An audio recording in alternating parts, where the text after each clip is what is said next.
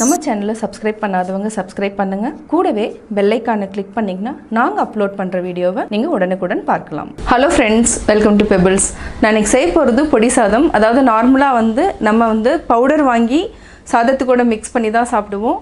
இது என்னென்னா நம்ம வீட்லேயே என்ன இருக்கோ அதை வச்சு தான் நம்ம அரைச்சி செய்ய போகிறோம். அதாவது கடலைப்பருப்பு, உளுத்தம்பருப்பு, வேர்க்கடலை, எள்ளு, இதுக்கு ஒரே அரை டேபிள் ஸ்பூன் மட்டும் மிளகு ஆட் பண்ணி நம்ம செய்ய போகிறோம். வாங்க எப்படி செய்கிறதுன்னு பார்க்கலாம்.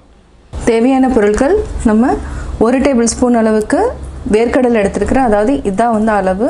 1 டேபிள் ஸ்பூன் எள்ளு, 1/4 டீஸ்பூன் அளவுக்கு நம்ம மிளகு எடுத்துக்கலாம். ஒரு 5 வரமிளகாய், இது ரொம்ப காரமாக இருக்கும், அதாவது ஊசி மிளகாய். 6 பல் பூண்டு, 1 டேபிள் ஸ்பூன் உளுத்தம் பருப்பு, 1 டேபிள் ஸ்பூன் துவரம் பருப்பு, 1 டேபிள் ஸ்பூன் கடலைப்பருப்பு. இதை நம்ம நல்லா ஃப்ரை பண்ணி அரைச்சி தனியாக எடுத்து வச்சுக்கலாம்.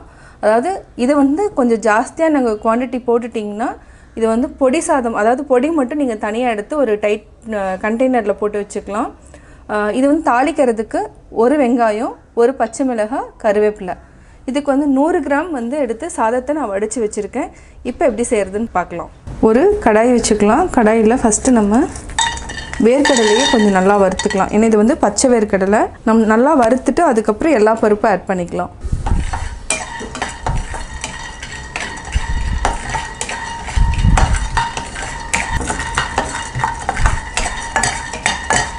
அடுத்து உளுத்தம் பருப்பு, துவரம் பருப்பு, கடலைப்பருப்பு, இது 3மே நம்ம ஆட் பண்ணிக்கலாம். துவரம் பருப்பு, கடலைப்பருப்பு.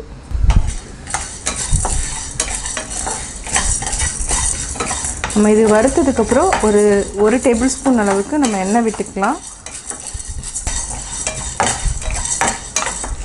வறுக்க நல்லா வாசம் வர ஆரம்பிக்கும். அதுக்கப்புறம் பொன்னிறமானதுக்கப்புறம் நம்ம பூண்டு, மிளகு ஆட் பண்ணிக்கலாம்.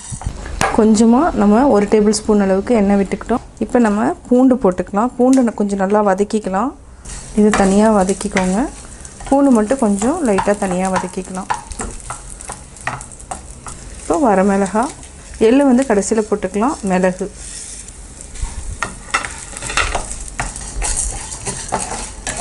நல்லா பொன்னிறம் ஆயிடுச்சு. இப்போ நம்ம எள்ளையும் ஆட் பண்ணிக்கலாம். நீங்கள் தனியாக அரைச்சி வைக்கணும்னா இதே அளவு ஆட் பண்ணிக்கோங்க. எண்ணெய் என்னென்னா, அதாவது டைட் கண்டெய்னரில் போடணும் அப்படின்னா நம்ம பூண்டை கொஞ்சமாக எண்ணெயில் வதக்கிட்டு இது கூட அரைச்சிக்கலாம். இப்போ ஆஃப் பண்ணிவிட்டு ஆற வச்சு அரைச்சிக்கலாம். இது நல்லா ஆறிடுச்சு. இப்போ நம்ம அரைச்சிக்கலாம்.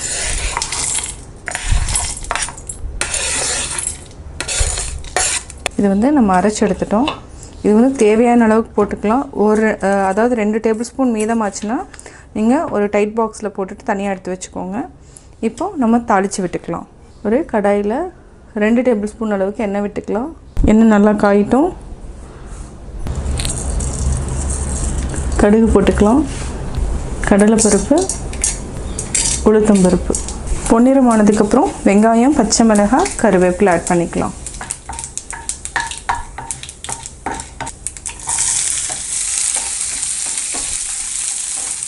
ஒரு சிலருக்கு வெங்காயம் பிடிக்கலன்னா நீங்கள் வெறும் பொடி மட்டும் ஆட் பண்ணிவிட்டு சாதத்தை கிளறிக்கோங்க.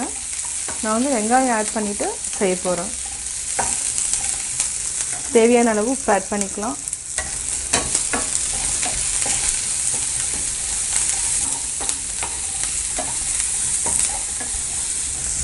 சாதத்தை ஆட் பண்ணிவிட்டு அதுக்கப்புறம் பொடி ஆட் பண்ணிக்கலாம். இந்த சாதம் வீட்டில் காய் எதுவும் இல்லைனாவோ, சாம்பார் எதுவும் வைக்கலன்னா இந்த மாதிரி கலர் ரைஸ் பண்ணிக்கலாம். இது ரொம்ப ஈஸியாகவும் இருக்கும். அதாவது நம்ம வீட்டில் இருக்கிற பொருள்கள் தான். சிம்மில் வச்சுக்கோங்க, ஹை ஃப்ளேமில் வேண்டாம். இப்போ நம்ம பொடி ஆட் பண்ணிக்கலாம்.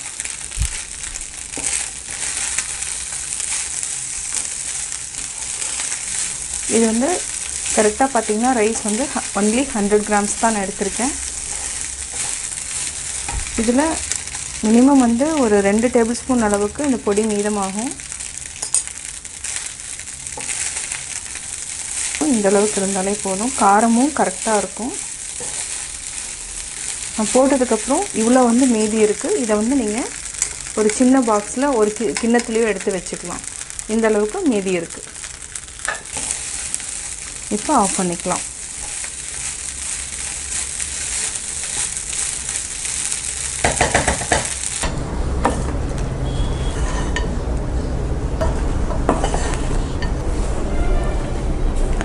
பொடி சாதம் ரெடி. நான் பொடி சாதம் எப்படி செஞ்சேங்கிறது பார்த்தீங்க. கட்டாயம் உங்களுக்கு இந்த வீடியோ பிடிச்சிருக்கும். இந்த வீடியோ பிடிச்சதுன்னா லைக் பண்ணுங்கள், ஷேர் பண்ணுங்கள், கமெண்ட் பண்ணுங்கள். மறக்காமல் எங்கள் சேனலை சப்ஸ்கிரைப் பண்ணுங்கள்.